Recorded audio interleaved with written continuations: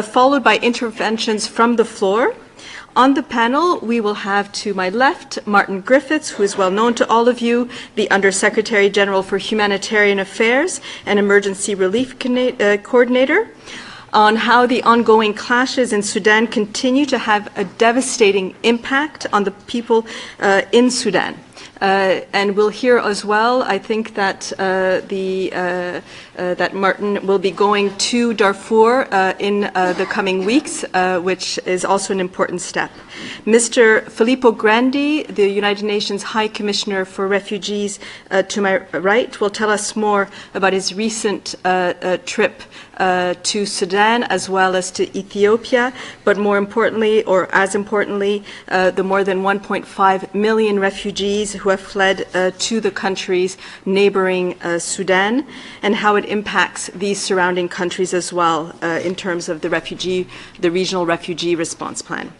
We will also have two statements from the two frontline national NGO colleagues working inside Sudan and in one of the neighboring countries, South Sudan.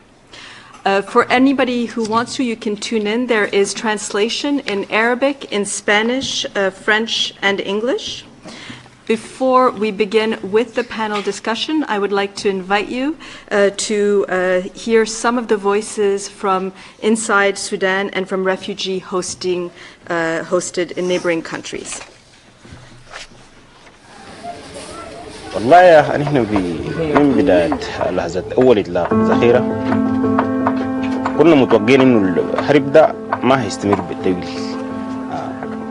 كان توقعاتنا إنه ممكن يجر ساعات أيام وتنتهي. ما يتوقعنا إنه يجر أسابيع ولا شهر. طلعنا الشارع كله جنازات. والله ده موقف ما ننسى حياتي نهائي ما بيتنسي. أنا نطلب من الأمم المتحدة ما قصرهم جابونا وخدتونا الحمد لله ما قصروا مننا أكل وشراب. الحمد لله أي حاجة خلينا ورانا لكن العلم ده جينا بوه. فقدنا ممتلكاتنا. أي ما شيء ولا طلعت ولا شيء ده هو أبونا ده. لا ولا شيء. ساعد. طلعنا ساعة القماش اللي لابسه بجوا بس. ما هو ابني أسانا لو حد دخل فينا الرعب. بقينا مجهجين. لا بيت لا عمل. ما في مصدر دخلي عندنا بنات في عمر صغار يعني 18 17 كده. ما عندنا أي شيء. يعني أصلا الناس اللي عندهم مرض وفاضي من السودان ما عندنا حاجة. عندنا حاجة من ولاية لولاية. من ولاية لولاية. وداير أنا أحمشي مستقبل أبنائي. أنا داير أولادي اللي يطلعوا برا. لا أطفالنا مدارس ما في. يعني بجد تعبانين. عايزين صوتنا ده يوصل لأي محل بس يوقفوا الحرب. يشوفوا للأطفال ديل. زنبوا يشوفوا الأطفال ديل. نحن حاسين بالخطر لأنه دعانات اللي بتجي تتوقع في الحلة والرصاص الطايش اللي بيجي يقتل الناس. لكن بعد الحرب بقينا محبوسين في البيت. يعني الأهل اتشتتوا والأصحاب اتشتتوا. But how can we build the future in this situation? No schools, which mean no study, no education, no medical service, and most importantly, we lost our child. This is our future and it must be preserved. وحتى الدانات والانفجارات أثرت كثير على الأطفال السودانيين من البيئة النفسية لهم وكل حاجة يعني دمرت في السودان. ما في حاجة كويسة في السودان بقى. بس نسأل الله السلامة إن السودان يرجع بأمن وأمان ويكون زي زمان. أنا بناشد المجتمع الدولي السودانيين تعبانين وإنه يعني لازم الحرب دي يستوب كفاية.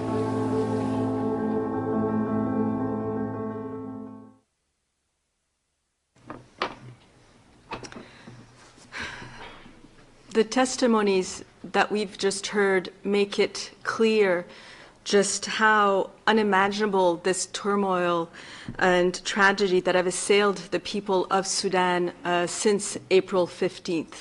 Just the terrible situation that is impacting so many lives and has impacted so many lives. The fact that there's no more education, no more schools, the impact on health, the impact on livelihoods, and the impact on women and girls is just horrible and tragic. The fighting continues 10 months on. The current humanitarian situation is absolutely dire, Mr. Griffiths, in Sudan. And I would be really pleased if we could hear what are your concerns and what can the humanitarian and international community do to support the Sudanese people in 2024. Thank you very much. Something here. That one. Is it on? Hello? Yeah? Okay, thank you. It's very hard to speak after that short film, and I'm very pleased that there has been such a good film to begin. It's also a bit hard to speak before Filippo, because Filippo is, anyway, always much more interesting than I am, and has the added advantage, unfair advantage, of just having come back from Sudan. So we're going to hear really first-hand testimony. So I won't speak very long, but I want to make a few points. The first is, in answer to your question, Dominique, Sudan keeps being forgotten by the international community. That's why this meeting is so important. It's been extraordinarily difficult to get media attention to Sudan, and we have all in our different ways tried. We've discussed it among the agencies. It's very hard to get it on the screen, to get the suffering that we've just been seeing understood, because of course we have all these competing crises. Gaza, we were here in this place at Ukraine the other day, and so forth. But I don't think there's anywhere quite so tragic in the world today as Sudan. The figures speak for themselves. There's 25 million people in Sudan who need assistance. Half of them are children. That's an astonishing figure. 14 million children, I think, are in need of humanitarian assistance. And I think what was particularly striking about the movie was that those words when somebody said, "We've lost our childhood. Children don't go to school and don't know where to move, and the amount of displacement, as Filippo also will talk about, is phenomenal.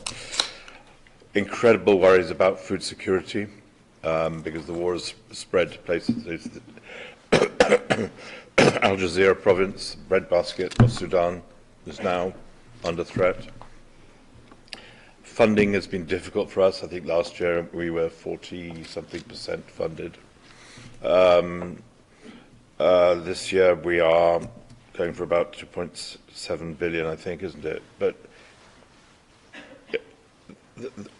there is a certain kind of obscenity about the humanitarian world, which is the competition of suffering, the competition between places.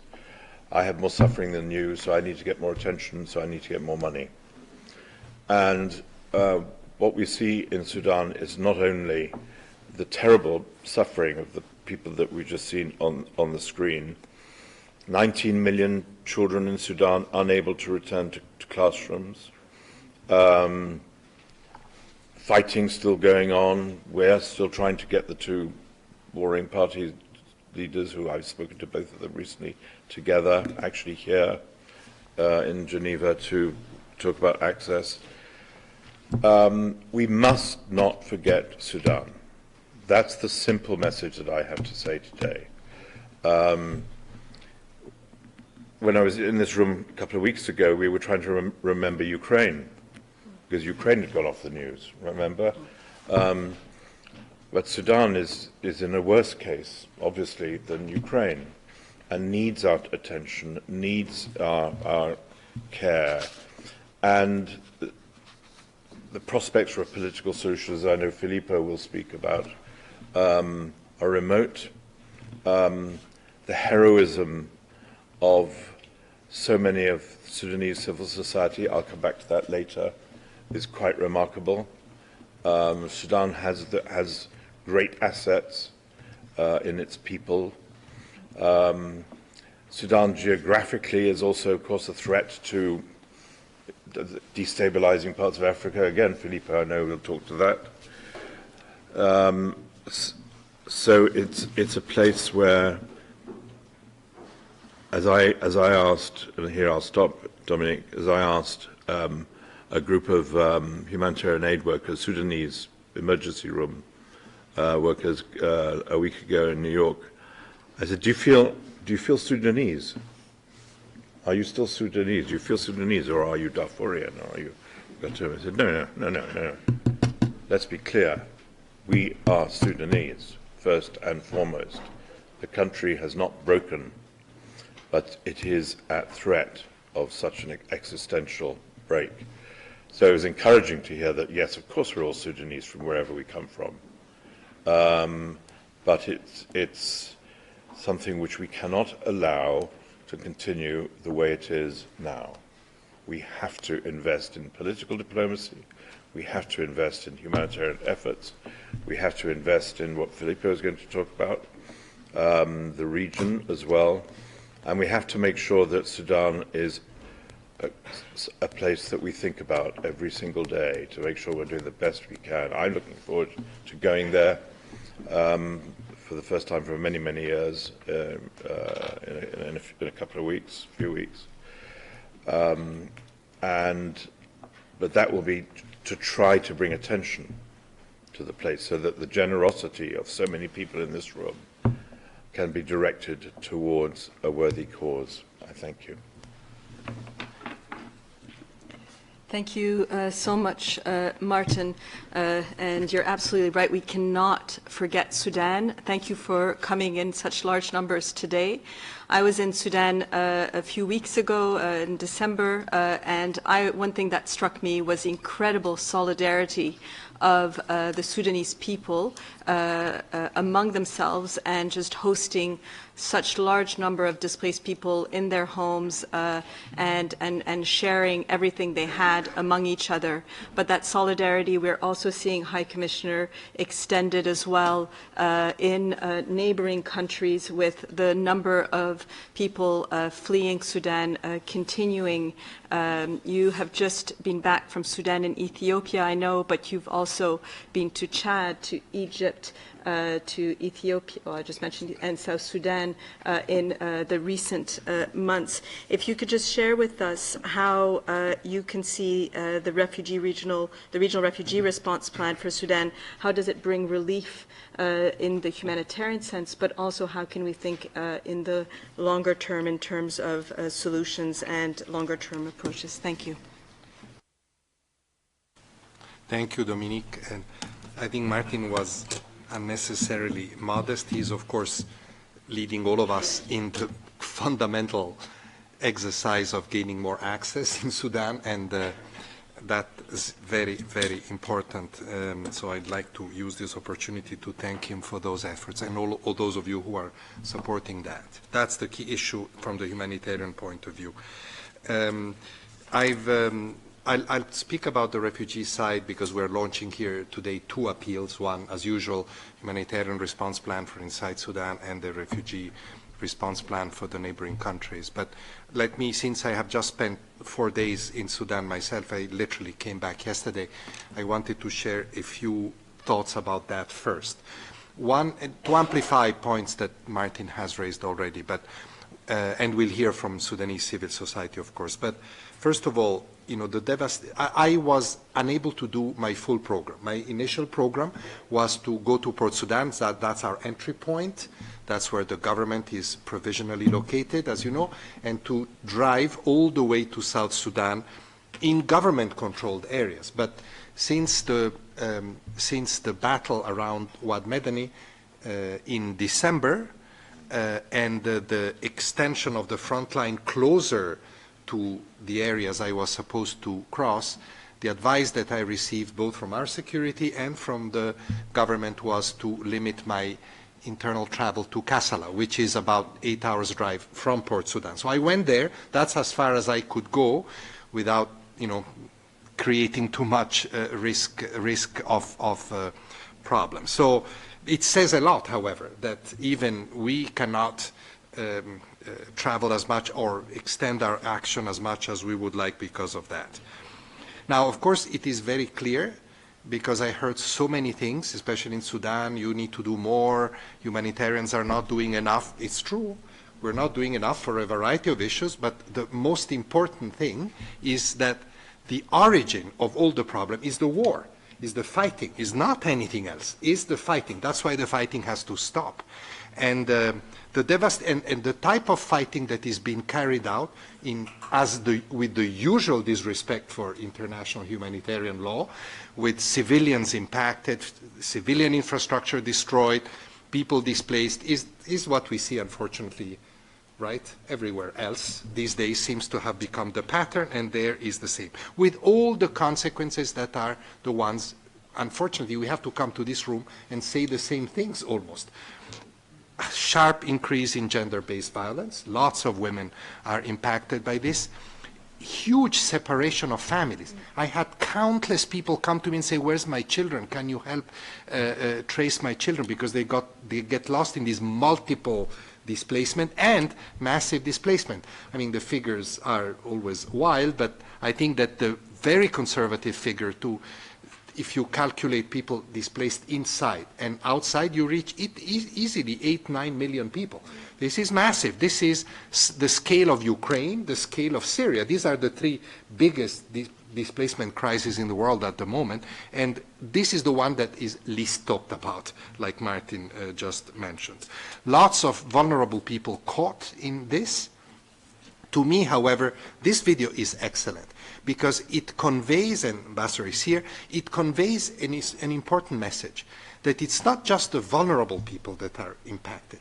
It's the middle class, the ordinary middle class of Sudan. You know, I worked in Sudan many years. I know, I've been to so many Sudanese houses. Those are the people I used to meet. That's the backbone of a country that has gone through so much trouble over the decades, and yet has stood up all the time because that middle class was strong in values, in little income, in lifestyle, in access to education. All this is lost for millions of people in Khartoum and in the other big cities. And this is the people that you meet, not only the extreme cases that are, of course, there as well, but also these people full of dignity, but also quite desperate. I've had interaction with the leadership. Martin, you've had even more than me. What I hear, I don't know what you hear, but I think it's the same, is back the constant message. We are aiming for a military solution. And that is the problem, in my opinion. And when I have spoken to refugees everywhere, in Chad, in South Sudan, in Ethiopia last week as well, in displaced people in Sudan, in Egypt. You get, I told the leadership, you're losing your people. You're losing your people because you're absolutely right. People keep saying, we are Sudanese and we don't want to give up. But people are also saying, we're not going to go back. And when you ask them the question, they want to go back, but they cannot. And when you ask them the question, if there was a ceasefire, an agreement, they said it will take a long time to convince us to get trust again in the security that we need to go back. So, I told the leadership, you're losing with this emphasis on military solution at the expense of ceasefire and at the expense of the compromises that are needed to go back to peace. The population is being lost. I won't give you all the, you'll find in the papers all the various impact. Just to say, bear in mind a couple of more points. One is that displacement is very complicated here, because it's not just people that get displaced. First of all, they get displaced many, many times, all these millions of people. Second, they are a mix of people. You have Sudanese that get displaced. You have at least 200,000 refugees hosted by Sudan that have become part of the displaced. You have refugees from other countries like South Sudan going back precipitously to their countries. This is about 400,000 already that have gone back prematurely, you can say, to South Sudan because they don't have a choice. Plus you have more than 1 million Sudanese that have also joined and gone to South Sudan, to Ethiopia, Chad, Egypt, and so forth. So you have a very complex displacement geography there. Food security, WFP just issued some data. Health is a disaster. Access to health is getting. Schools have been closed. All schools and universities, almost all schools, have been closed in the country since April. So they've already lost a year. An entire generation of children is risking not to go to school anymore. Because, at least Ukrainian children do long, remote learning. Here, there's nothing of that. The schools are occupied by displaced people, essentially. That's what I have seen by myself. I have raised, Martin, I know you've been very active on this, I have raised emphatically, and will continue to raise with both sides, the issue that humanitarian assistance needs to be facilitated, not made more difficult. But I've received all the assurances, thanks to the authorities in Port Sudan, but I don't think we're there yet. The problem is, I explained to them, is that it's not only the top level, it has to filter down to the periphery where action is. This is where we get slowed down by travel permit, for so many checks and bureaucracy, and that is not good. So I raised that, and I raised the issue that international media needs to be allowed in, because otherwise the crisis will never be known if that is. I tried to travel with a New York Times journalist. I was not allowed, and I think that this needs to be pushed, and I must say that the authorities I spoke to in Port Sudan agree with that. So now we need to work and try to get that done. Just on the refugee side, very quickly, I want to take this opportunity to thank the governments of Egypt, Chad, Central African Republic, South Sudan, Ethiopia. Please take note of this list. These are all countries, without offense to my good friends, ambassadors from all these countries, these are all countries with their own fragilities.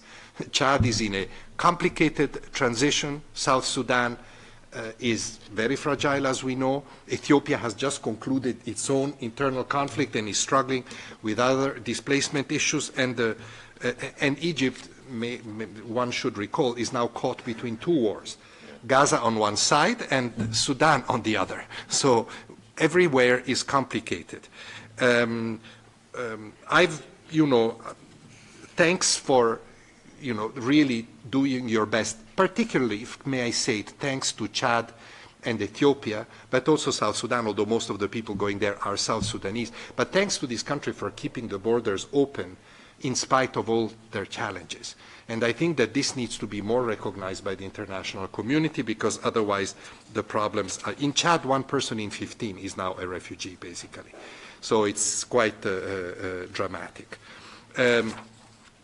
We're asking, for the refugee side, it's 1.4 billion. Then you have, 2.7 billion for inside Sudan. Last year, I think the refugee appeal was 38% funded. 38% funded. I appreciate that we come to this room every couple of weeks with new requests, but sorry, it's not our fault if we have so many crises. And these crises cost money to be responded to.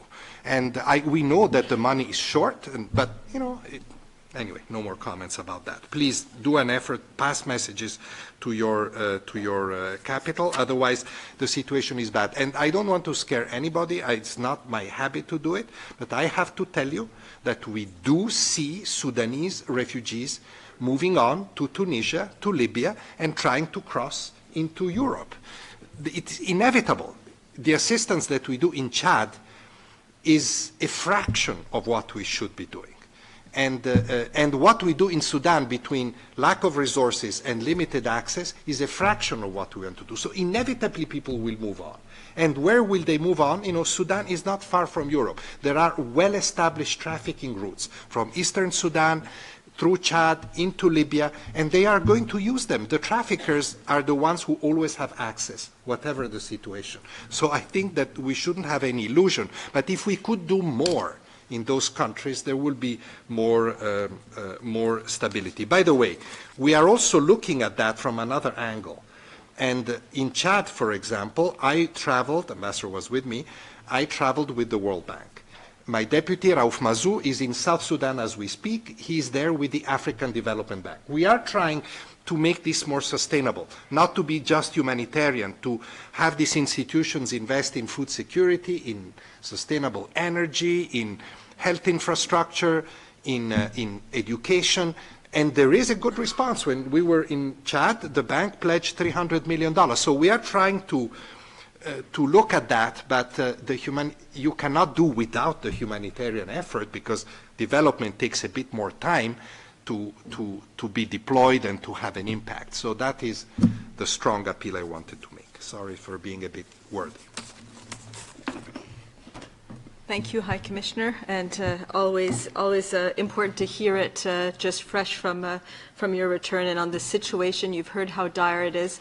I think one thing also that struck me when I was in both South Sudan and Sudan recently was just how closely both the UN community, whether it's from WHO to WFP to UNICEF to IOM to UNHCR, OCHA, etc., the list goes on. FAO, I'm forgetting many that are part of the appeal. The international NGO community doing incredibly life-saving work. I saw it firsthand, especially with MSF in some cases, but many others as well. Red Cross, yes, Red Cross and Red Crescent movements, especially on the unaccompanied minors, but also in many other areas, in health especially, and the local authorities trying to do their best as well. But I also want to really highlight the local actors and the local NGOs. I met an incredible IDP-led civil society group in just outside of Kosti, doing the best they can in very challenging circumstances. And so now I'd like to give the floor and turn to the screens for a video statement from Mr. Ibrahim Modi, who's the chairman of the Sudan National NGO Forum and executive director of United Peace Organization. Mr. Modi will tell us about the key role and important work that national and local NGOs are doing to respond to the dire humanitarian situation inside Sudan. Hello, ladies and gentlemen. I'm Ibrahim Modi, speaking on behalf of Sudan National NGO Forum in Sudan. My pleasure being with you today as we launch the Sudan Humanitarian Response Plan for the year 2024. As you know, Sudan is facing tremendous challenges, including not only the ongoing war, but also the tribal conflict. The issues inside Sudan include flooding, food insecurity, and so on. This actually has led to a huge number of displacements that reaching almost 2/3 of Sudan's population are in dire need for humanitarian assistance. Since the war started, the national NGOs are at the front line, and they have never stopped even a single hour providing assistance to the people affected across the entire country with the very limited resources that they have. Besides the high toll number of IDPs and refugees to the neighboring countries, the national humanitarian organization also have significantly been affected. The National NGO Forum in December 2023 have documented that the national NGOs have lost their asset that was over $500 million US. This actually has limited their capacity to continue responding throughout the crisis since it started in April. Lack of flexible and direct funding to the local NGOs remain one of the critical challenges facing the local organization to continue their funding in Sudan. As we look ahead to the year 2024, we ask that localizations and capacity sharing agenda should be considered and prioritized so that it helps our national partner to be able to respond to the growing emergencies in Sudan. On behalf of the NGO Forum, I would like to thank everyone who contributed to the development of this HRP. A special thank goes to OCHA, who lead the process, and all UN agencies, the INGOs, and the donors who have been supporting and generous to the humanitarian needs in Sudan.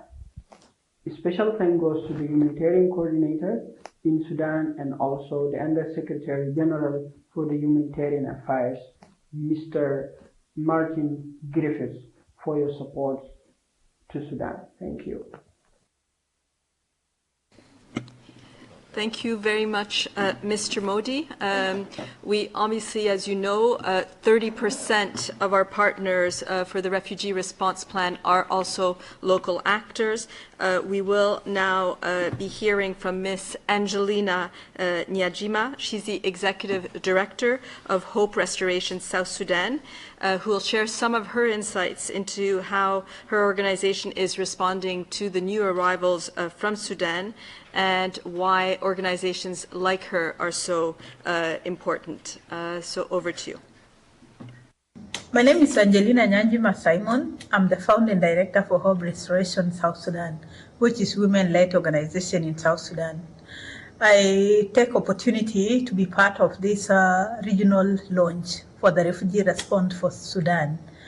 And it's very important, particularly me being one of the refugees in Kenya for over 17 years and responding to the refugees in Sudan crisis become a big priority.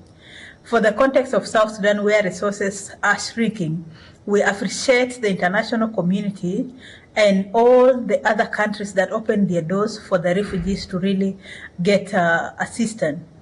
Now, our priorities is mostly about the onward movement, because once Sudanese are coming to South Sudan, they need to be hosted. They really lost a lot of their properties when they were coming. When you talk about the women issues, we have a lot of gender-based violence that has been committed against women in Sudan. These women wanted to attend medical facility, and some of them could not even have shelters. So we wanted to make sure the women are being supported fully to regain their dignity. And if there are those that also there's need for legal action to be taken because of the violation they have gone through. Now, we requested the international community to do more instead of 30% that is given to the national partners to respond during the refugee crisis. We wanted at least more to be done, and there's need for greater contribution to the basket to respond more and help the Sudanese that are in South Sudan. Thank you. Thank you very much, Mrs. Nyanjima, and thank you for your words. In a few minutes, we'll hear statements from Sudan and from the neighboring hosting countries. Before I move on to that agenda item, I'd like to give the floor once again to the Emergency Relief Coordinator, Mr. Griffiths. You have the floor. Am I on? Yeah. Am I on? Yeah. I just wanted to make two quick points, really, picking up some of the things that Filippo was saying that I should have said earlier. The first is that this is as good an example as any I know of the deliberate decision to choose war over dialogue.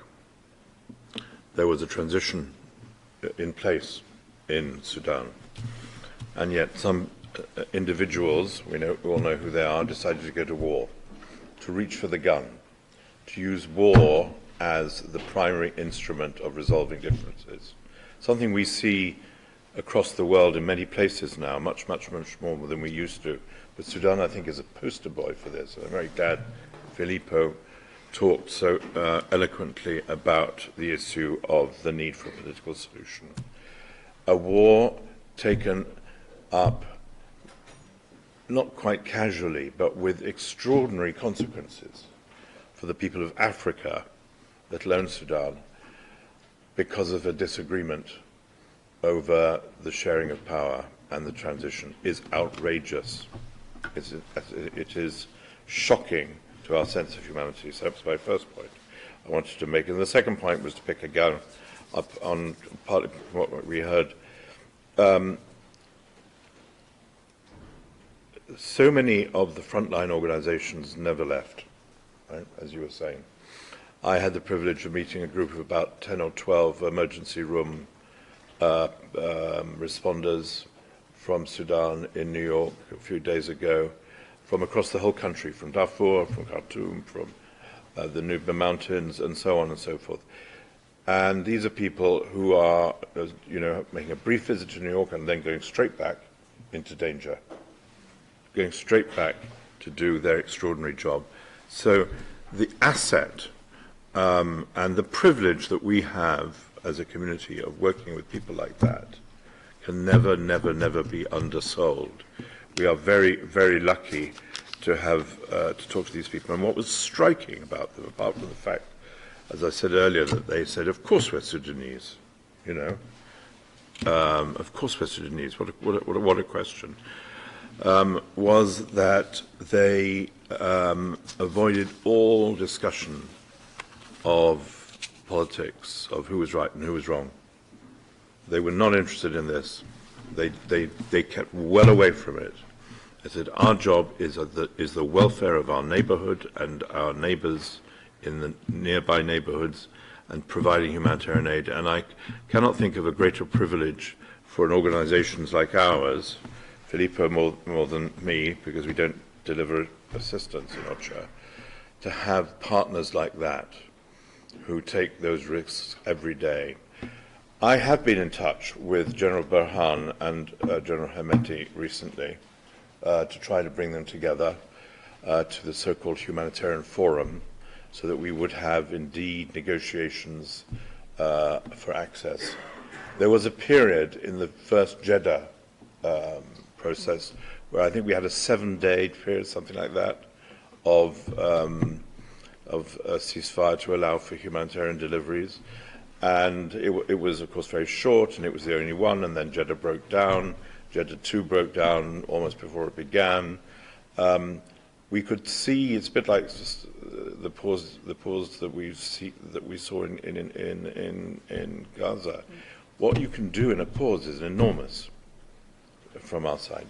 You can restock, you can repair, you can put things back into the warehouses, you can get access, you can move across the places that Filippo was talking about. You can deliver from Port Sudan to Darfur, and so on and so forth. Simply, if we can get these two militaries to represent empowered representatives to talk to us. We have an agreement with the US government and the Kingdom of Saudi Arabia, the UN does, to allow us to do the mediation for this operational access. It's so clear, it's uncomplicated, it's so necessary, and I beg the two of them to come together. They both said they would, and we're still waiting. Thank you very much. Thank you very much to Mr. Griffiths, to Mr. Grandi, as well as to Mr. Modi and Ms. Nyajima for your words. I would now like to give the floor to Sudan and to the permanent representative here. You have the floor. Thank you. Excellency, Mr. Martin Griffiths, Under-Secretary General and the Emergency Relief Coordinator. Excellency, Mr. Filippo Grandi, High Commissioner of Refugees, distinguished ambassadors, ladies and gentlemen. At the outset, I would like to express our profound gratitude and appreciation to UN OCHA, UNHCR, and all humanitarian actors gathered here today in this timely meeting to further highlight the dire humanitarian situation in my country, Sudan, discuss the critical immediate needs, challenges, namely the increased numbers of refugees and IDPs, as well as, of course, the shortcoming of fundings, as it is being stated by the speakers. Regrettably, the humanitarian situation in my country remains catastrophic and has continued in a rapid deterioration day by day, as the war is now concluding its 10 months since the eruption of the militia insurgency on April 15, 2023. Serious violations of international humanitarian law, human rights law, Geneva Convention with its 4 relevant protocols, continue to be committed by the militia in a systematic pattern, including horrific crimes against humanity, massive killings on ethnic basis, shocking genocide, such as the uprooting of the African Masalit tribe, either by killing or by forcibly eradicating them from their homeland of origin in West Darfur region. This has led to a significant increase in the numbers of refugees and internally displaced persons. In this regard, I must express our sincere appreciations for the neighboring sisterly countries, Chad, Egypt, South Sudan, Eritrea, Ethiopia, and Central African Republic for receiving those who have fled their homes only seeking protection. According to the latest statistics, more than 10.7 million have been forced to flee their homes, including more than 9 million internally displaced within Sudan. 3.5 of this number is from the capital Khartoum only. And around 1.7 million crossed the borders to neighboring countries. I must highlight the challenging economic and living condition in the host communities in the recipient states also, which are basically facing fragile economic circumstances. Furthermore, the infrastructure in those states is not, of course, well prepared to accommodate such large numbers of displaced persons. The already fragile health system in Sudan is now at the brink of total collapse. More than 80% of hospitals in Khartoum, the capital, remains out of service amid the targeted attacks on health facilities by the rebel militia, cutting off access to urgently needed health services. Since the eruption of the insurgency, more than 12 million children have been deprived of education, leading to a total of more than 19 million out of school children, as stated by His Excellency Mr. Martin Griffith, with about 10,400 schools totally closed, while the decision of reopening those schools remain also as another dilemma, given that more than 400,000 families resorted to the schools as shelters.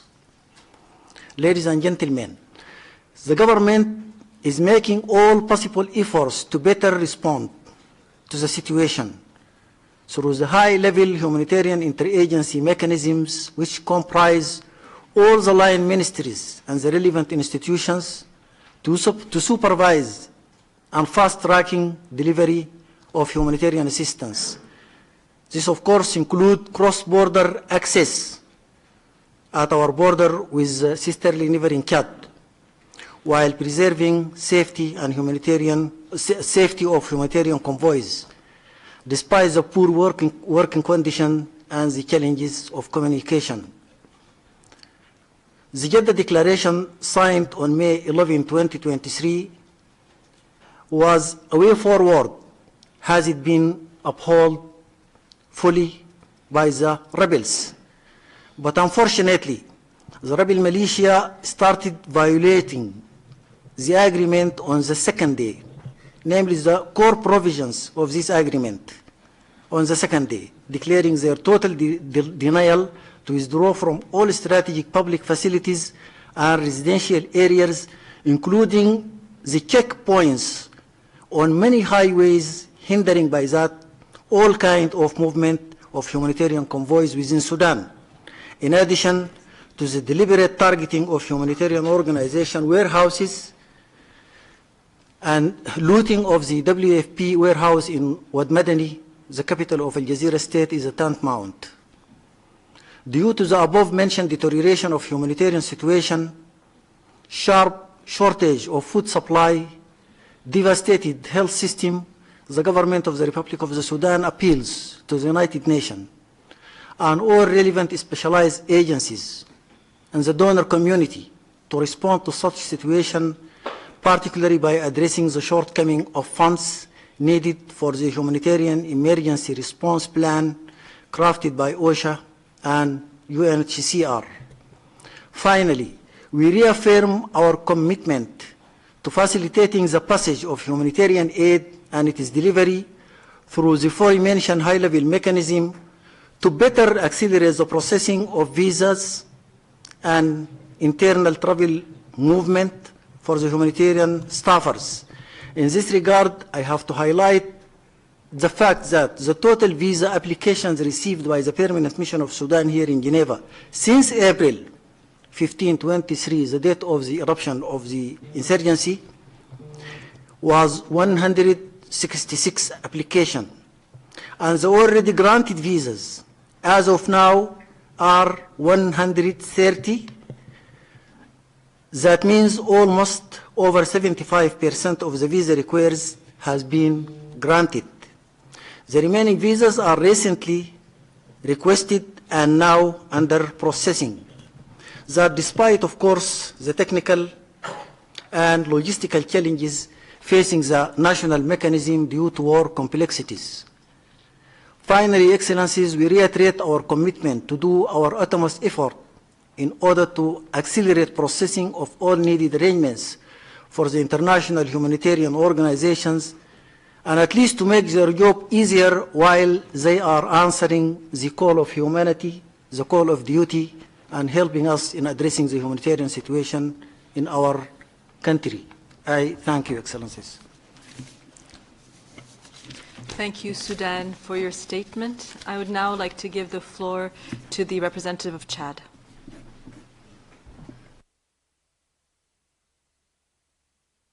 Merci, Madame la Présidente. Je voudrais tout d'abord vous dire que j'adhère totalement à ce que le représentant du Soudan et l'ambassadeur du Soudan a dit par rapport à la situation au Soudan. Et je dirais même plus. Je dirais même plus parce que la situation est beaucoup plus grave que ça. Plus d'écoles, plus de centres de santé, plus d'hôpitaux. 70% des réfugiés, c'est des femmes et des enfants. Quand nous avons été avec M. Filippo Grandi, le responsable de la ville d'Adré nous a dit quelque chose qui m'a vraiment choqué dans le sens où hier, la veille de notre arrivée, il y a une dame, une Soudanaise, qui est rentrée au Tchad. Elle avait ses 2 enfants à la main, un enfant devant, et un enfant de 2 mois devant et l'autre dans son dos. C'est en rentrant, en traversant la frontière, qu'il a vu du sang sur la poitrine de la dame. L'enfant de 2 mois avait reçu une balle dans la tête. L'enfant dans le dos avait reçu une balle dans le dos et les 2 étaient morts et la maman ne s'est même pas rendue compte parce que son mari a été tué, ses parents ont été tués, ils ont été pillés. Donc, excusez-moi, Monsieur Griffith et Monsieur Grandi, c'est tellement horrible qu'on ne peut pas décrire ça. On ne peut pas le décrire.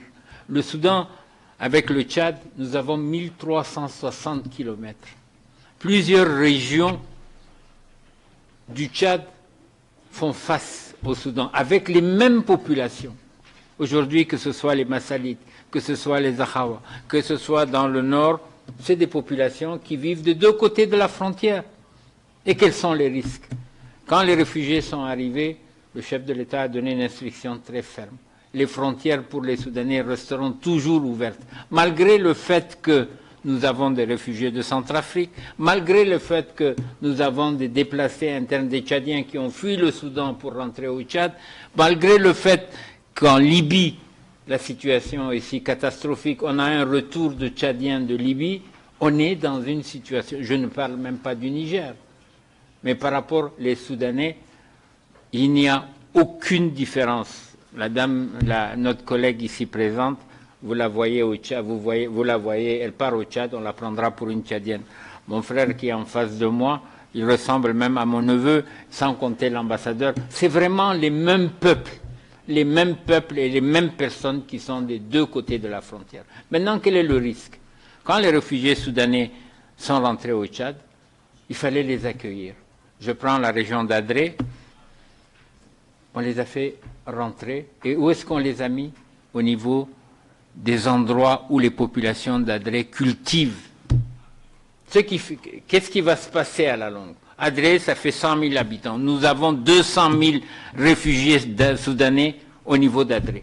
200 000, le double de la population locale. Quels sont les risques? Premier risque, risque de famine, parce que les gens ne cultivent plus. Risque de conflit communautaire pour des raisons X ou Y. Et actuellement, nous avons, je dirais même 1,5 million, près de 2 millions de réfugiés soudanais au Tchad.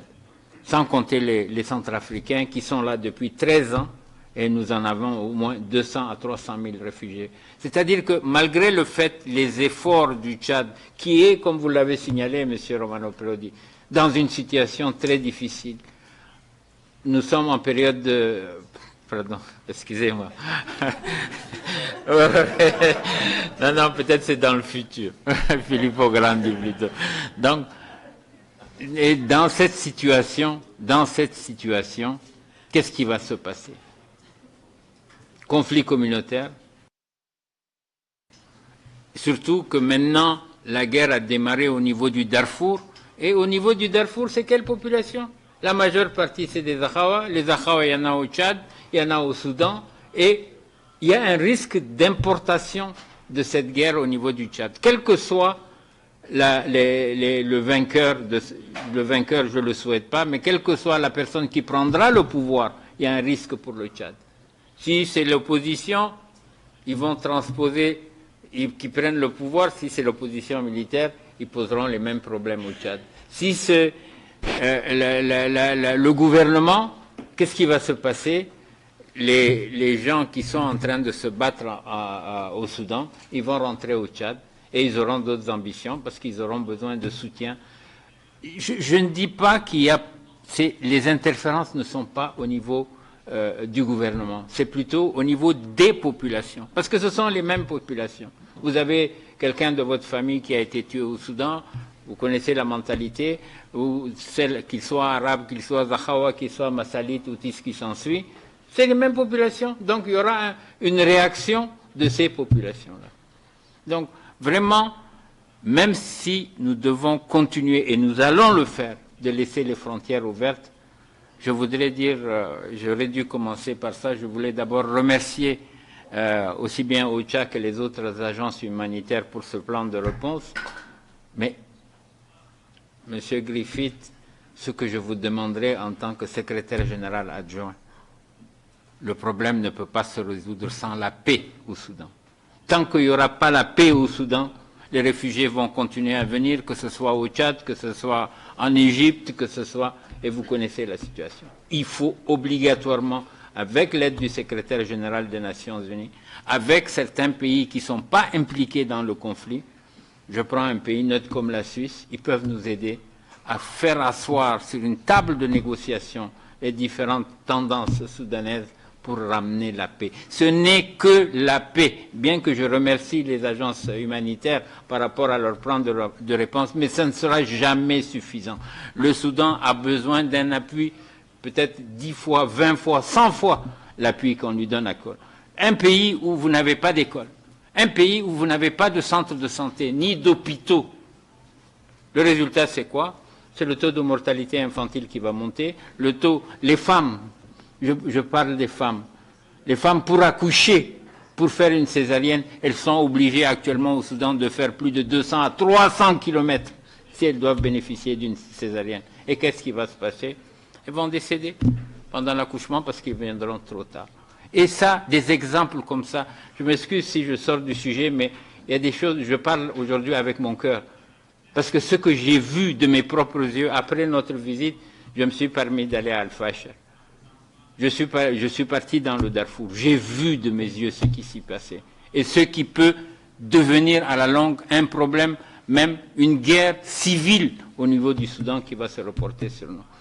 Monsieur Griffith, je vous supplie de voir avec le secrétaire général des Nations Unies et des pays qui n'interviennent pas dans ce conflit, de ramener la paix au Soudan. C'est uniquement la paix au Soudan. Je remercie tous ceux qui interviennent. Ce n'est pas suffisant, c'est sûr. On les remercie pour tout ce qu'ils font actuellement dans les pays limitrophes du Soudan et même au Soudan. Mais la solution la paix, mir, comme disent les Russes, je ne sais pas, paz, comme disent les Espagnols. C'est ça qu'il nous faut. C'est un seul mot qu'il nous faut pour que la situation redevienne normale. Et Monsieur l'ambassadeur le sait, le soutien du Tchad ne vient pas seulement du gouvernement, mais des populations tchadiennes limitrophes du Soudan. Et nos frontières, je le dis et je le répète, resteront toujours ouvertes pour nos frères soudanais. Financement à outrance au Soudan, financement à outrance dans les pays qui interviennent, qui accueillent ces réfugiés-là. J'appelle vraiment tous les donateurs qui sont ici présents, qui font beaucoup déjà, tous les systèmes des Nations Unies, mais sans la paix, la solution n'aura pas été trouvée. Merci, madame. Je vous remercie. Merci beaucoup, monsieur l'ambassadeur, pour votre éloquence, pour nous avoir rappelé l'importance de la paix, mais aussi pour rappeler ce qu'on a dit au début. On a entendu monsieur Griffith et monsieur Grandi le dire, l'impact sur les femmes et sur les enfants. Et merci d'avoir parlé du cœur. J'aimerais maintenant donner la parole aux représentants de la République islamique de l'Égypte, arabe. Merci beaucoup. En fait, c'est la République arabe de l'Égypte, pas islamique. Oui, il n'y a pas de souci. Okay. Okay. Thank you so much for this timely meeting, Mr. Griffiths and Mr. Grandi. And I would like at the beginning to convey the apologies of Ambassador Gamaluddin for not being able to come due to prior commitments. And I would like also to thank you for the joint efforts exerted for the launch of these two response plans, and to express our confidence in OCHA's and UNHCR's ability to fulfill the responsibilities entrusted to them in this regard. Egypt reiterates its commitment to preserve the unity, integrity, and sovereignty of Sudan and alleviate the suffering of its people, as well as its unwavering efforts to put an end to the ongoing hostilities, including through the implementation of the action plan for ending the crisis in Sudan, endorsed by the foreign ministers of the neighboring states mechanism, which aims to achieve a permanent ceasefire with a view to create an inclusive and comprehensive inter-Sudanese dialogue, reach a peaceful settlement, and facilitate humanitarian assistance. As highlighted in the report, Egypt hosted many Sudanese nationals and currently welcomes the second highest number of Sudanese refugees. Since the ongoing crisis, it has facilitated the crossing of 450,000 Sudanese and adopted a set of measures in collaboration with the UN and local NGOs, which provided a wide range of emergency and relief services. Sudanese in Egypt receive basic services, especially in health and education, on equal footing with Egyptians, and with a particular attention to women and children. They also benefit from Egypt's one refugee approach that ensures freedom of movement and respects human rights and dignity on the basis of non-discrimination. However, the current crisis, due to its regional repercussions, has highlighted the need to uphold the principle of equitable sharing of burdens and responsibilities as the only solution towards alleviating the brunt on the hosting communities that have little to no support, especially that the pledges made in this regard stands at a low of 35%. On the other hand, further attention should be given to the humanitarian development peace nexus that is necessary for the enhancement of local communities' resilience.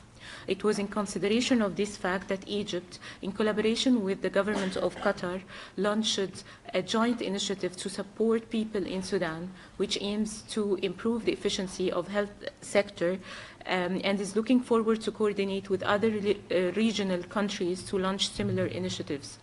Without such a comprehensive view, we will be trapped in these vicious endless cycles of conflict, fragility, and forced displacement that can trigger a humanitarian catastrophe due to the continued deterioration of security, economic, and humanitarian situation, which has led more than 5 million Sudanese to be displaced and more than 1.5 million Sudanese to flee to neighboring countries in search for safe haven. Referring to your kind words, Mr. Grandi, on the role of the neighboring countries that have their own challenges already, I wanted to hear from you, Mr. Grandi and Mr. Griffiths, about the measures taken to alleviate the increased burdens on the hosting communities affected by the disruptions of the global food supply, raising prices, and the increasing risks of food insecurity. And I would like to hear about the steps that could be taken in collaboration with the hosting governments to strengthen the coordination of humanitarian assistance and to avoid the duplication of efforts. Thank you. Thank you so much to the Arab Republic of Egypt. Again, my apologies for that. And I would now like to give the floor to South Sudan. Thank you, Moderator, Mr. Martin Griffiths, Mr. Filippo Grandi, distinguished delegates. The conflict in Sudan has devastated the region. I don't want to go to the figures. They have already been said, as evident by the huge numbers of people who sought refuge in the neighboring countries, including South Sudan. That has received up to now more than 500,000 Sudanese refugees. The figures will always be not really accurate, but this is the figure now projected. These Sudanese refugees, including South Sudanese returning from Sudan and IDPs, and also refugees from third countries, have come to already a fragile situation, as it was actually said at the podium there, due to factors related to conflict and climate change. They lack vital humanitarian needs, such as food, medicine, water, shelter, among others. This is combined with a drastic cut in services which were given to refugee camps in Sudan to already significant low response and funding from the international community and donors. The reports coming on the humanitarian situation in Sudan are disturbing. For example, MSF indicated that at least one child dies every 2 hours in Zamzam refugee camp in northern Darfur. This camp has been totally underserved and abandoned. Well Food Program says that it is receiving now reports that people are dying due to acute hunger and starvation. This is now becoming a fact. In light of this catastrophic humanitarian situation, South Sudan calls on the international community and well-wishers not to turn a blind eye to the humanitarian suffering in Sudan and the region. Resources need to be mobilized, response increased, and additional resources urgently availed in order to save life as a top priority. Sudan should not be forgotten, as it was said by Mr. Griffiths and Mr. Filippo Grandi. German Foreign Minister just visited South Sudan a week ago. She discussed with President Salva Kiir the humanitarian crisis caused by Sudan conflict, and had an opportunity to witness the suffering of Sudanese refugees, mainly women and children, and others from third countries, in Garom refugee camp near Juba, the capital of South Sudan, which is hosting around 12,000 refugees. We appreciate and commend her as she reiterated her country's humanitarian support to refugees. South Sudan, on its side, has opened its borders for those fleeing the war to enter without prior request of visas. The local communities and government are sharing the little they have with Sudanese refugees, South Sudanese returnees, and IDPs. Some of refugees who have skills some of Sudanese who have skills, like doctors and teachers, have been accorded job opportunities in South Sudan as a part of solution to support themselves. South Sudan has further taken an initiative by reaching out and contacting friendly countries, including the oil-rich Gulf countries, to respond and provide the urgently needed humanitarian assistance to refugees, returnees, and IDPs.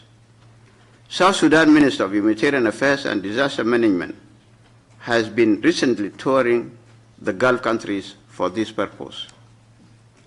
We, on the other hand, request the authorities in Sudan to establish humanitarian corridors and ensure unhindered access for the humanitarian agencies to deliver humanitarian assistance to the population in need.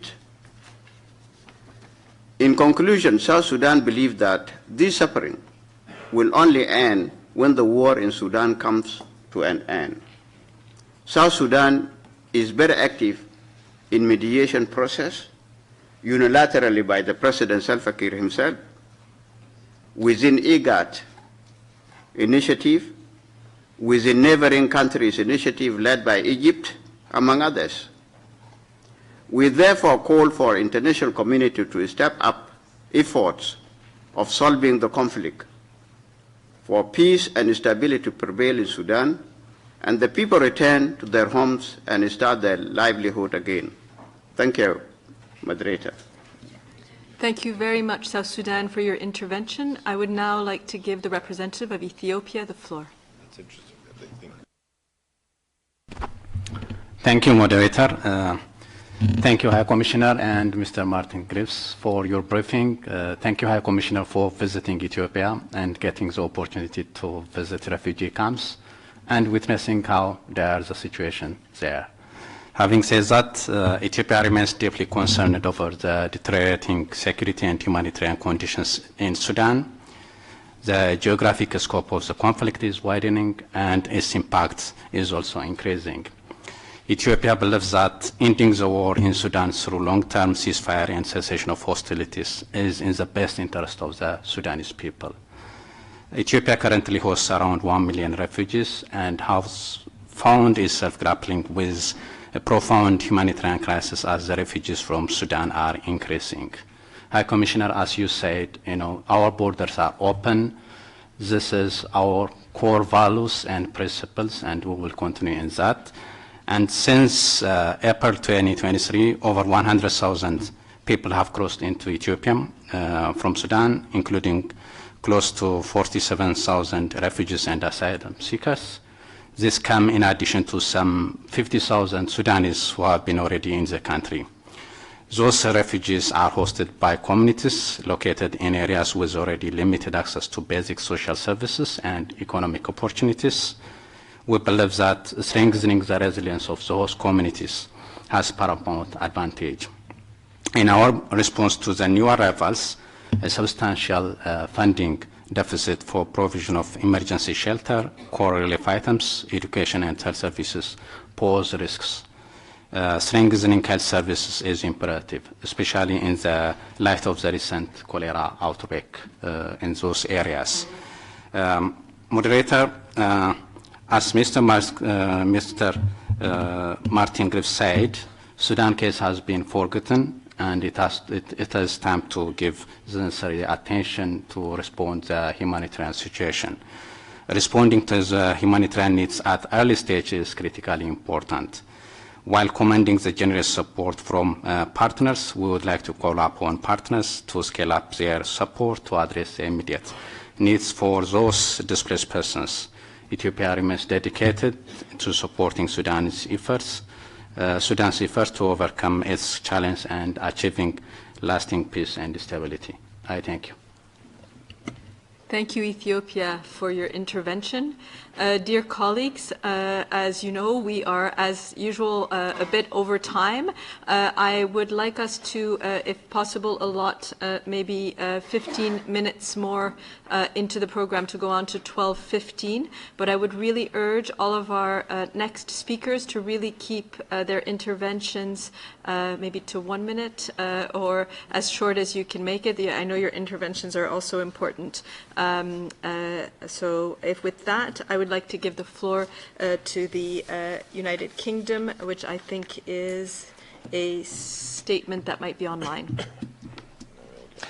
After 9 months of war, the situation in Sudan continues to deteriorate. The appalling actions of the Sudanese armed forces and the rapid support forces have wrought havoc. Thousands have died, and the country now has the largest number of displaced people in the world. Sudan is facing an increasingly devastating hunger crisis. The conflict has plunged almost 18 million people into high levels of acute food insecurity, with 700,000 children acutely malnourished. The international community must urgently provide sufficient funds to prevent food-related deaths. I commend local Sudanese responders, the United Nations and other international partners for the critical work, and I urge you to prioritise those in greatest need. In Britain, we continue to call on the warring parties to facilitate humanitarian access. They have repeatedly committed but failed to do so. All donors must work together to ensure that we are united in our efforts to help the Sudanese people. Britain will continue to play its part. From April, our aid to Sudan will double to almost £90 million. Sudan's neighbours have stepped up admirably to support those escaping the violence, but this has placed an unsustainable strain on an already fragile region facing extremely high humanitarian needs. In this context, lack of adequate funding will lead to greater suffering and destabilization in the whole region. We cannot allow that. This abhorrent violence, led by the pure self-interest of the generals, must end.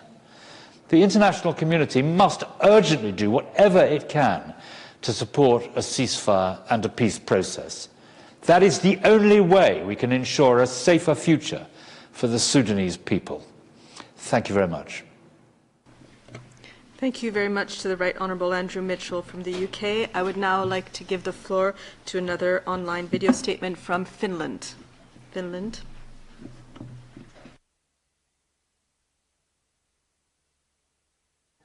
Excellencies, Finland thanks OCHA and UNHCR for organizing this much-needed joint launch. We are extremely concerned about the unbearable level of violence and suffering in Sudan since last spring. In times of many crises worldwide, we must not lose sight of the needs of the people in Sudan. With over 1.6 million people displaced to other countries, there are also major regional implications. We express our unwavering gratitude to humanitarian responders both inside and outside of Sudan. Finland appeals to all parties to the conflict to cease the hostilities immediately. We are alarmed by the reports of widespread acts of sexual and gender-based violence, torture, and targeting of ethnic groups. We are deeply concerned by the number of children killed or injured, displaced or recruited in the conflict. It is imperative to ensure respect for international humanitarian law and the safety of humanitarian workers, and to protect civilians and civilian infrastructure. All parties must guarantee unrestricted, timely, and safe humanitarian access to and across Sudan. Particular efforts are needed to protect women and those in the most vulnerable situations, including persons with disabilities and children. I am pleased to announce that Finland, at the end of last year, contributed 10.4 million euros to the regional refugee response for Sudan through UNHCR. We appreciate UNHCR's robust response in a highly complicated environment. Thank you very much, Finland. I would now like to give the floor to the Kingdom of Saudi Arabia. You have the floor.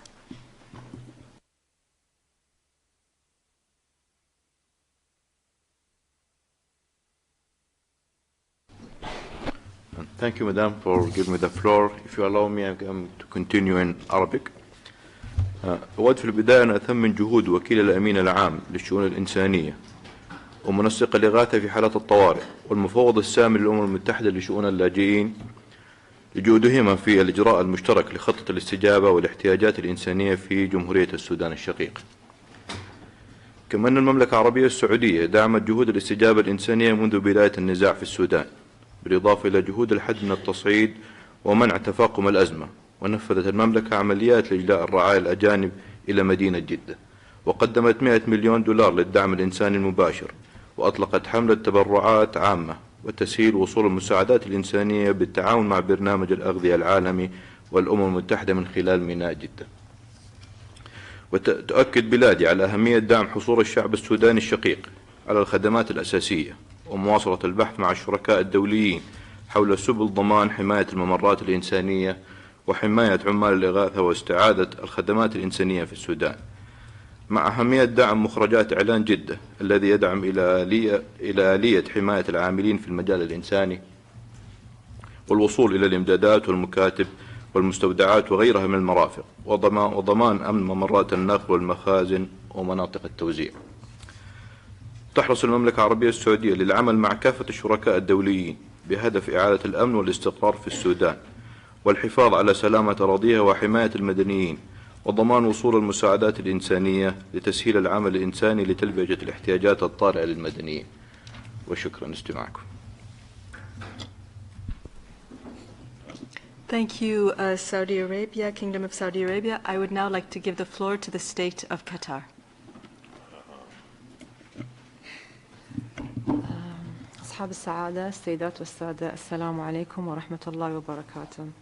بداية أتقدم بالشكر الجزيل لعقد هذا الاجتماع الهام، ولا يفوتني أن أثمن هنا بالجهود التي تبذلها الأمم المتحدة وبرامجها ووكالاتها لمساعدة الشعب السوداني الشقيق وتخفيف من معاناته الإنسانية وتلبية احتياجاته التي تتزايد يوما بعد يوم، حيث يصنف السودان اليوم كما تفضلتم كواحد من أكبر الأزمات الإنسانية المنسية. وتشير أرقام الأمم المتحدة إلى أن عدد السودانيين المحتاجين للمساعدات الإنسانية وخدمات الحماية داخل السودان وفي الدول التي تستضيف اللاجئين السودانيين خلال عام 2024 سيصل إلى أكثر من 27 مليون شخص. إن الشعب السوداني الشقيق وعلى مدى الشهور الماضية ظل يعاني من تداعيات استمرار الحرب والقتال العنيف الذي اندلع في أبريل 2023 وتسبب في تدهور كارثي للأوضاع الإنسانية والاقتصادية كما تفضل به المتحدثين السابقين، وزاد من أعداد المحتاجين للمساعدات الإغاثية والنازحين واللاجئين وغالبيتهم من الأطفال والنساء.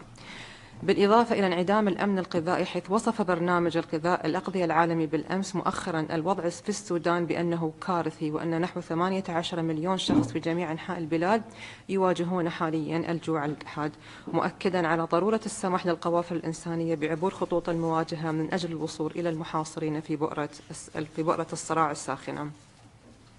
وانطلاقا من إيماننا بأن السبيل الوحيد لإنهاء الحرب في السودان يتمثل في استئناف التفاوض لإنهاء الحرب، فقد حرصت بلادي على دعم جهود الوساطة الإقليمية والدولية منذ بداية الأزمة. وفي هذا الصدد نثمن الجهود المشتركة السعودية الأمريكية عبر منبر جدة التفاوضي، وندعو الأطراف السودانية المتحاربة إلى تحكيم صوت العقل واستئناف التفاوض بغرض الوصول إلى اتفاق ينهي الاقتتال ويجنب السودانيين المزيد من المعاناة. ونؤكد كما تفضلتم على ضرورة التعاون الكامل لتسهيل وصول المساعدات الإنسانية إلى المتضررين والالتزام بمبادئ وبنود القانون الدولي الإنساني. أصحاب السعادة، لم تتوانى بلادي عن واجباتها ومسؤولياتها الإنسانية في تقديم مختلف أنواع الدعم والمساعدات من أجل تخفيف وطأة تداعيات الأزمة الإنسانية للشعب السوداني الشقيق في هذه الأوقات العصيبة، وشاركت في رعاية المؤتمر رفيع المستوى لإعلان التعهدات لدعم الاستجابة الإنسانية للسودان والمنطقة، وقدمت في عام 2023 تعهدت بمبلغ 50 مليون دولار لدعم جهود الخطة الاستجابة الإنسانية في السودان والخطة الإقليمية للاجئين. كما قامت بلادي أيضا بتيسير جهود جسر جوي لدعم الأشقاء في السودان وتقديم مساعدات إغاثية وغذائية وطبية وصلت إلى أكثر من 370 طن. شارك في تقديمها عدد كبير من المؤسسات القطرية بالتعاون مع آليات الأمم المتحدة. ووقع أيضا صندوق قطر للتنمية وقطر الخيرية اتفاقية منحة لتوفير سلال غذائية للأسر المتضررة وبقيمة تعادل أكثر من 5 مليون دولار. كما يعمل الصندوق على توريد أدوية الكلى والسرطان بمبلغ يتجاوز $1,000,000 أمريكي. كما وقعت قطر الخيرية مع المفوضية السامية لشؤون اللاجئين اتفاقيتين لدعم الاحتياجات الإنسانية لأكثر من 30,000 لاجئ في كل من مصر والسودان وتشاد من أموال الزكاة للتخفيف من معاناتهم الإنسانية، بالإضافة إلى تم إجلاء أكثر من 1748 من السودانيين المقيمين في دولة قطر. ختاما، تؤكد دولة قطر موقفها الثابت والراسخ في دعم وحدة واستقلال وسيادة وسلامة أراضي السودان الشقيق ورفض أي شكل من أشكال التدخل في شؤونه الداخلية، كما تجدد حرصها على تعزيز التعاون مع الأمم المتحدة ووكالاتها المختلفة لتمكينها من التصدي لجميع التحديات والمصاعب التي تواجه تنفيذ برامجها وأنشطتها الإنسانية في السودان. وندعو المجتمع الدولي إلى مضاعفة جهوده وتقديم المزيد من الدعم العاجل والتمويل الكافي لخطة الاستجابة الإنسانية للسودان والخطة الإقليمية للاجئين. وشكرا. Thank you very much to the representative of Qatar for your statement. I would like to just tell everybody else who are the next speakers, we have a beautiful clock that is here and in the back of the room with the clock on. If that helps you also for your statements. With that, I would welcome the statement of our representative from Norway. Norway, you have the floor. Thank you, Chair, and thank you, Mr. Griffith and Mr. Grandi, for your rich and important briefings. This is complicated, but it's also simple because there's one takeaway that stands before us with capital letters, and that is that the fighting in Sudan must stop. All parties must agree to a lasting ceasefire and allow unhindered and safe humanitarian access.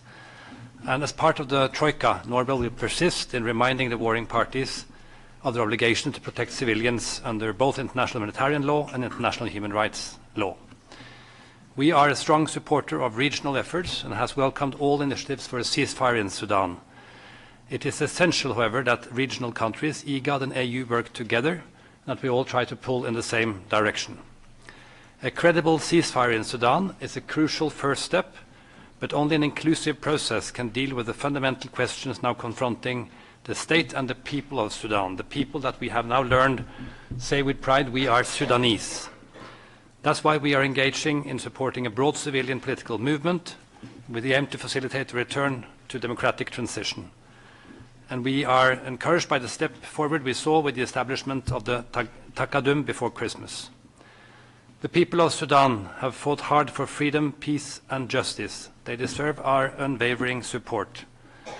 That is why we take on not to forget about Sudan, continue our push for a political solution, and remain a flexible and reliable partner for the UN and other humanitarian partners in the process. Thank you. Perfect timing, Norway. Thank you very much also for your statement. I would now like to give the floor to Turkey. Turkey, you have the floor.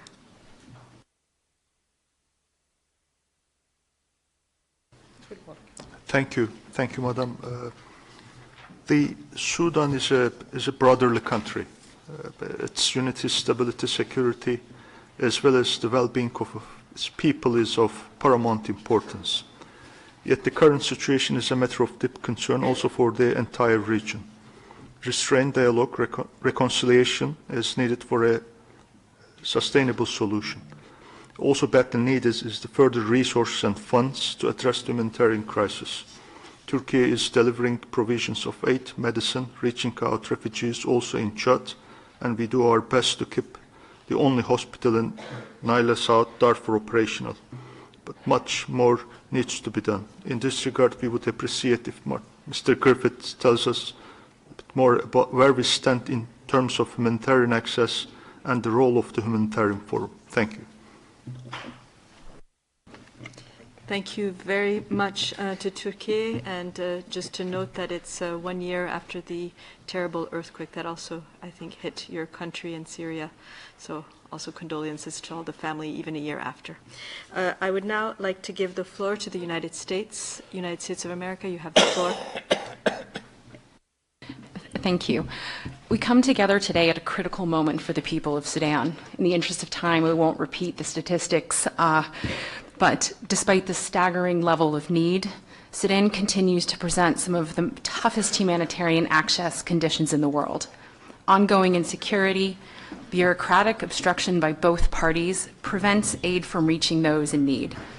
The appeals released today reflect the severity of the crisis and the urgent need for collective action. We cannot turn our backs on the people of Sudan.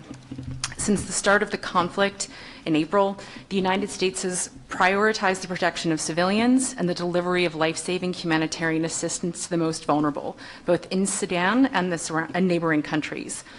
Last year, the United States provided half of all funding to the Humanitarian Response Plan and Regional Refugee Response Plan.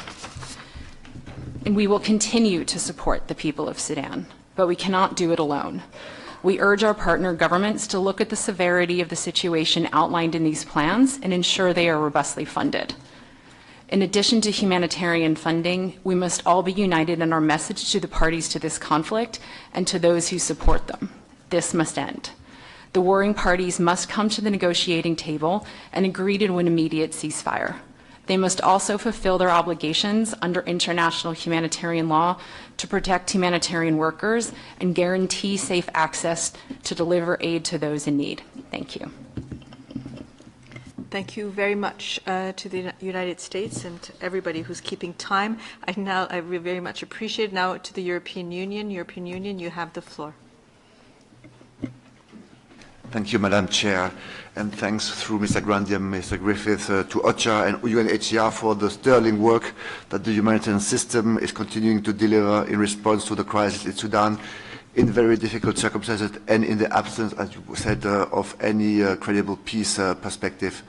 The EU continues to support people affected by the conflict in Sudan, including in neighboring countries, as demonstrated by the very recent visit of Commissioner Lenarčič to the Chad-Sudan border on 29th of January. In overall funding, Team Europe, that's the EU and its 27 member states, contributed approximately 25% of the total donor funding in 2023, around half of which comes from the European Commission. And we obviously share speakers' concern about the looming threat of famine in Sudan. Access is critical to prevent hunger, including both the safe passage of humanitarian aid and commercial flows, as well as expedited approvals for humanitarians to cross conflict lines. In our response to the crisis, we need to pay more attention to the ongoing protection crisis and to conflict sensitivity, particularly in Darfur, where extensive human rights and international humanitarian law violations are reported. We therefore reiterate the need to protect civilians, an obligation of all UN members. At the same time, it is important to maintain social cohesion between the refugees, returnees, and the host populations, especially in neighboring countries. The impact on the environment, notably on deforestation, risks creating additional tension between the refugees and the host population. The EU remains fully engaged to respond to the crisis with a 72 million euros initial allocation for the 2024 humanitarian response in Sudan alone, not taking into account the additional reallocations for the neighboring countries to respond to the influx of people fleeing the conflict. We stand with the people of Sudan and will continue to do so. Thank you. Thank you to the European Union for your statement and also for the generosity. Very much appreciated.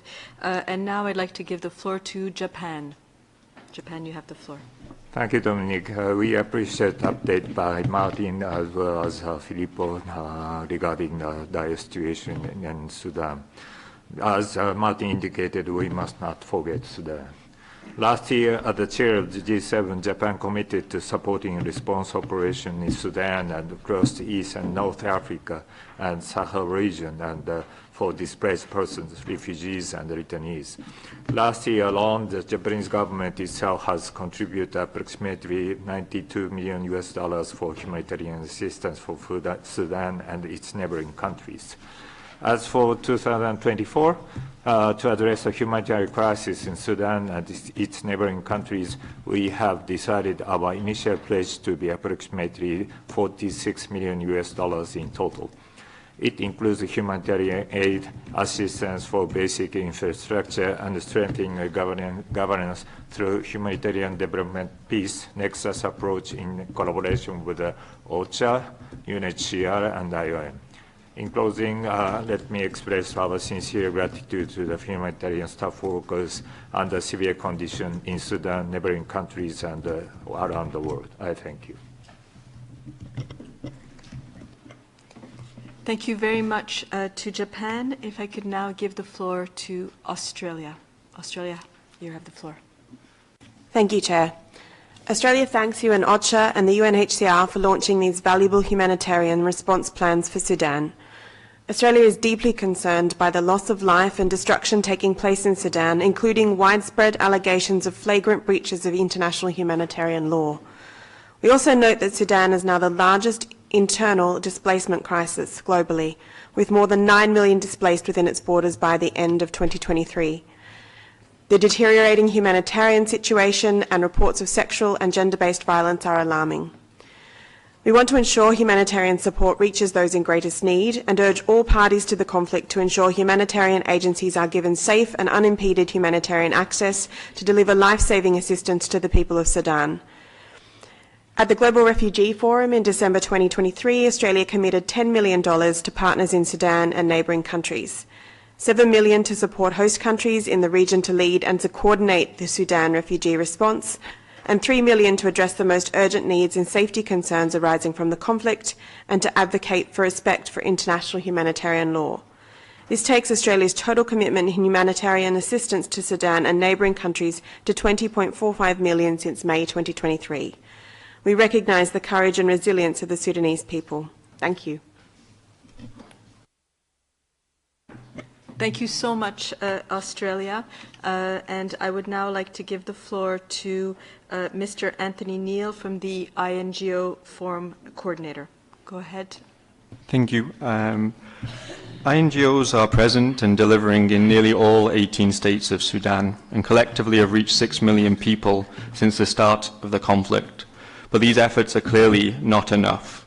Half of the population are in need. In North Darfur, emergency thresholds for malnutrition have been breached twice over. Millions in Khartoum and West Darfur are thought to be on the brink of famine.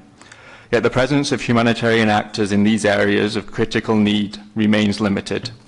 As NGOs, we want to emphasize that with the right resources, scale-up is possible. Where NGOs have reopened offices and restarted programs in Darfur, others must follow. The international community must also now walk the talk on support to local actors.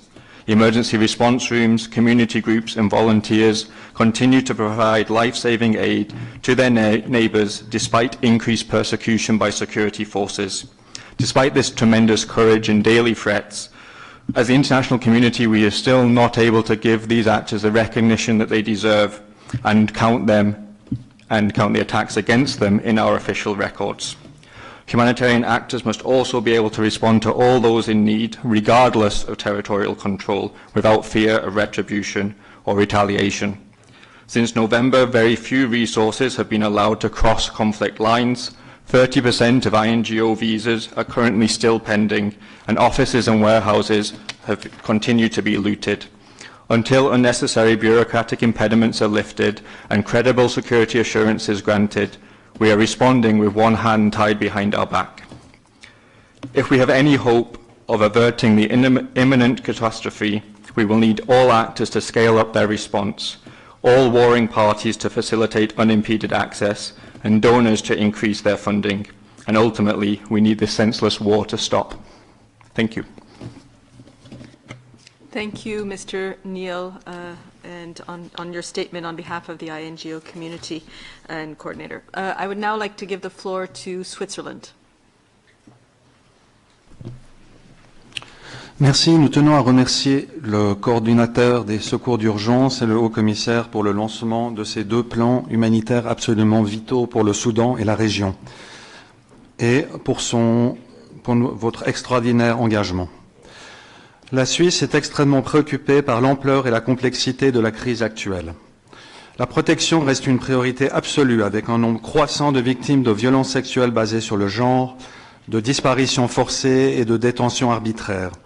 Le conflit a aussi un impact significatif sur l'éducation, avec 19 millions d'enfants actuellement non scolarisés. En réponse aux besoins humanitaires croissants dans la région, la Suisse a apporté jusqu'à présent une assistance d'un montant de 64 millions de francs suisses, dont un tiers au Soudan et 2 tiers dans les pays voisins. Toutefois, l'aide financière ne peut à elle seule résoudre les problèmes politiques à l'origine du conflit.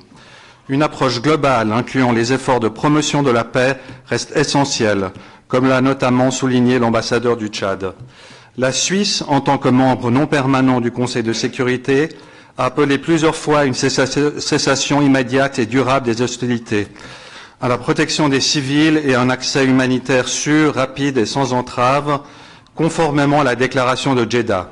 Le plein respect du droit international humanitaire des droits de l'homme demeure un principe cardinal. Nous vous remercions de votre attention. Merci beaucoup à la Suisse. I would now like to give the floor to the representative of Denmark. Denmark, you have the floor. Thank you, Chair. We are deeply worried about the humanitarian situation in Sudan. Denmark commends the communities and the neighboring countries for generously hosting those forced to flee their homes. The response by many local groups have been nothing but commendable. We are deeply alarmed by the horrifying reports of escalating sexual and gender-based violence against particularly women and girls. We call on all parties to the conflict to respect international humanitarian law. No crisis should be forgotten. Behind each number in the appeals launched today is a human tragedy. It is imperative that the international community provides support to alleviate the suffering. Shortly after the outbreak of violence in 2023, Denmark responded with support for the response inside Sudan and in neighboring countries. And just before the end of the year, we allocated new funding to the response, including to the Humanitarian Country Fund, bringing the total Danish contribution to approximately $14.5 million. In addition, Denmark is among the top donors to the Central Emergency Response Fund, and we provide humanitarian partners with unearmarked funding, enabling them to allocate the funds where the needs are greatest. We are deeply concerned about the restrictions on humanitarian aid in Sudan. We call on all parties to grant safe access to humanitarians and to remove bureaucratic impediments for effective aid. Finally, be assured of Denmark's continued commitment to support those in need in Sudan and in neighboring countries. Thank you. Thank you very much, Denmark. Et maintenant, j'aimerais donner la parole à la France. Vous avez. Tout d'abord, merci au BCH et au HCR de nous avoir réunis aujourd'hui pour cette importante présentation. Elle nous donne l'occasion de réaffirmer notre soutien indéfectible au peuple soudanais, toujours pris en otage par les parties au conflit. Alors que les affrontements se poursuivent, la communauté humanitaire est confrontée à une équation qu'elle ne connaît que trop bien, le risque de voir les États bailleurs de fonds détourner leur attention vers une autre crise, alors que les besoins sur le terrain restent immenses.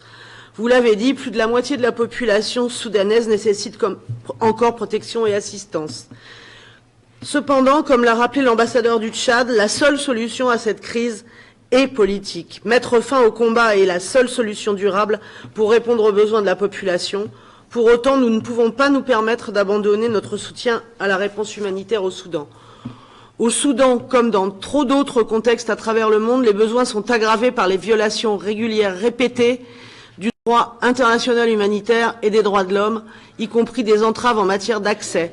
La France réitère son appel à toutes les parties pour qu'elles respectent le droit international humanitaire et garantissent un accès humanitaire sûr, complet et sans entrave, afin que toute l'aide nécessaire puisse parvenir aux populations qui en ont besoin. Au Soudan et dans les pays voisins, les travailleurs humanitaires accomplissent leur mission en première ligne, souvent au péril de leur vie. La France salue leur engagement et réaffirme l'importance d'assurer leur protection dans le respect du droit international.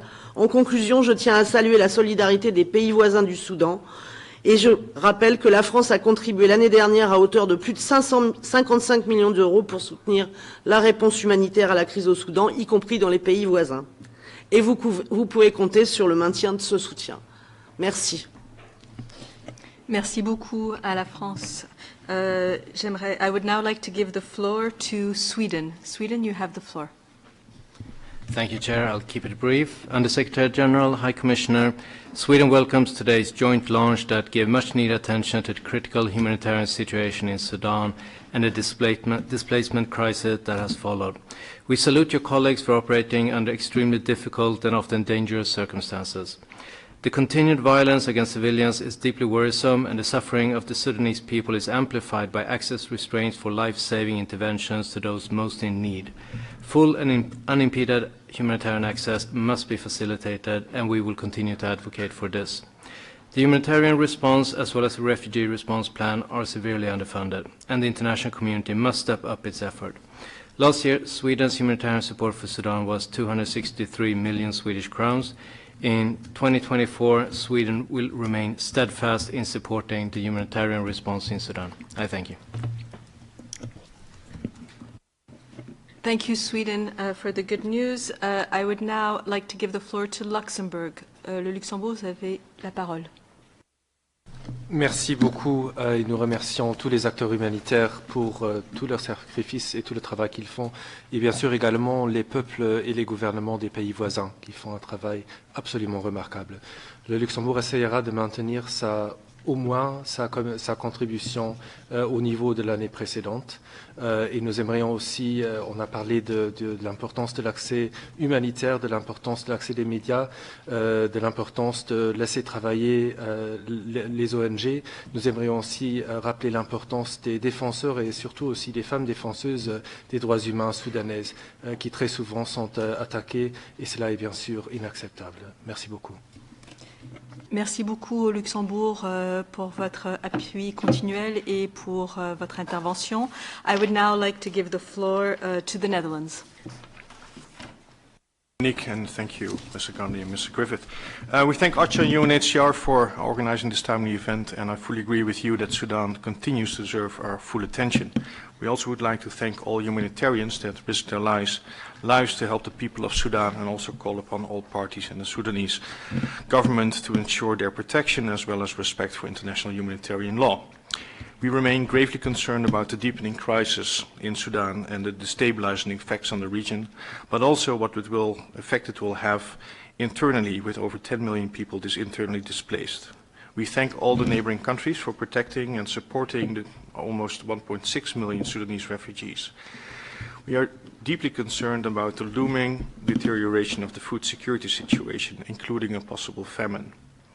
It's really not a matter of when it happens, if it happens, but when it happens. And we therefore call upon relevant parties to prepare for this bleak scenario, including ensuring complete and unrestricted access of those organizations that will provide food and support. We continue to contribute with a flexible and unearmarked funding to the Sudan Humanitarian Fund in the estimate about $12 million. And since the beginning of the conflict, we have contributed $125 million through the Central Emergency Response Fund, and we call upon all potential donors to look at increasing their contribution as well.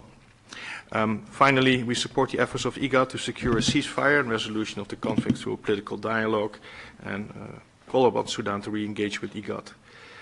We also call upon the authorities again to fully cooperate with UNHCR and OCHA and all other relief agencies, including providing visas and freedom of movement and full access. Thank you. Thank you very much to the Netherlands. I would now like to give the floor to Germany. Germany, you have the floor. Thank you very much. As we are speaking, the people of Sudan are facing a humanitarian catastrophe of great gravity. The German foreign minister just visited the region 2 weeks ago and met in South Sudan with refugees and returnees from Sudan, mainly women. They had lost everything, experienced the killing of their loved ones, or were victims of gender-based violence. We are especially concerned about the millions of women, children, and persons with disabilities who are experiencing the most catastrophic protection violations. Over 1.7 million people have fled Sudan. We are thankful of all Sudan neighboring countries for their hospitality, and we are sure that we will continue to firmly stand by your side. In 2023, we have committed more than 200 million euro for humanitarian assistance to Sudan and the neighboring countries. And the crisis in Sudan will remain a core priority for our humanitarian work in 2024, and we will allocate funds accordingly. This war will also have a dramatic negative impact on future generations through massive displacements, committed atrocities by both warring parties, and destruction of the whole country, its economy, and its social fabric. This is why it's crucial that we continue our commitment to the people of Sudan and find ways to scale up our support. Only a joint and sustained international effort can bring about long-lasting change. This change cannot happen without a ceasefire. We have to increase pressure on the two warring generals to accept highest-level direct and serious negotiations to stop the hostilities and to accept a political process with the civilian actors, particularly women and the youth, at its core. We further call for unimpeded humanitarian access so that help can reach those most vulnerable. Thank you. Thank you very much to Germany. Now I'd like to give the floor to the ICRC, Patrick Youssef, the Regional Director for Africa. You have the floor. Thank you, Madam Chair. Excellencies, as a week from today, Sudan will mark 10 months of a deadly armed conflict. One cannot help but establish with due sadness the devastating humanitarian crisis it has become. As Filippo Grandi said in the beginning, the displacement trends are highly worrying in a country affected by food insecurity, lack of essential services, and a severe shortage of vital resources such as food, water, medicine, and fuel. In November 2023, when I visited the capital Khartoum, I saw with my own eyes how the fighting destroyed vast swathes of the city. And as I speak, our teams confirm that the hostilities are still taking place in urban areas in full disregard of international humanitarian law and the basic principles of distinction, precaution, and proportionality. In Darfur, the fighting, I believe, has reached a critical point. Many civilians not only were killed and injured, but many have allegedly suffered sexual violence, leading to tremendous amounts of trauma. Excellencies, as we meet today, efforts to support the Sudanese population remained stunned by not only highly volatile security situation, but we sadly see, as we saw by the attack on an ICRC convoy back in December, but also by bureaucratic and logistical impediment, despite increased efforts by the authorities to ease them. And here I would like to take the opportunity to thank His Excellency Ambassador Hassan Hamid from the permanent representation here in Geneva for his support. In the midst of this bleak picture, and in line with our mandate, the ICRC and its local partner, the Sudanese Red Crescent, will obviously continue to carry the humanitarian response with life-saving activities, and most importantly, by providing the parties with a space to act as a neutral intermediary in releasing detainees and carrying the work. In the response plan that was launched today, in the response strategy, point 1 stresses on protection and prevention. And it is hence paramount of importance that both the Sudanese Armed Forces and the RSF fully implement their commitments made in Jeddah to protect the civilians in Sudan, in addition to calling on both parties to provide all of us here, especially humanitarian organizations and workers, with unimpeded access. Same goes for those arrested, those we don't see much in the public sphere, those who are detained because of the war, that equally need the treatment and judicial guarantees to be afforded. Last but not least, in a world with increased violence and suffering, it's crucial that we don't forget the plight of the Sudanese people and those in the Horn of Africa, and the international community support, generous support, will obviously ease the pain for a population that has generously opened its borders for years and years for all the refugees in the neighboring countries and hosted them. Thank you very much. Thank you very much to the ICRC for your statement. I'm very sorry to say that time is up. I know we had other speakers on the list who wanted to take the floor, but we have to stop here. I again apologize. Could you please share your statements with the OCHA and UNHCR colleagues so they can also share, upon request, any of the other statements? Thank you to our moderator, that's me. Thank you to our speakers. Thank you to everybody who stayed this long. And thank you as well to everybody who is online. We will show a video for those who want to stay of Kate Blanchett, our Goodwill Ambassador at UNHCR, who visited South Sudan recently. Thank you very much. Today, but thank you for allowing me to share some short personal reflections on the situation I witnessed and the urgent and critical need for support that I sincerely hope this pledging conference will yield. War continues to rage in Sudan, and the emergency is spreading. 300 days of brutal conflict has claimed thousands of innocent lives and has led to repeated displacement of families inside Sudan and across borders. Nearly 8 million people have been already forced to flee their homes. This is one of the largest displacement crises in the world, and it is the most significant child displacement crisis, with 3 million children displaced inside and outside the country. It is also a massive protection crisis. I travelled to South Sudan in July 2023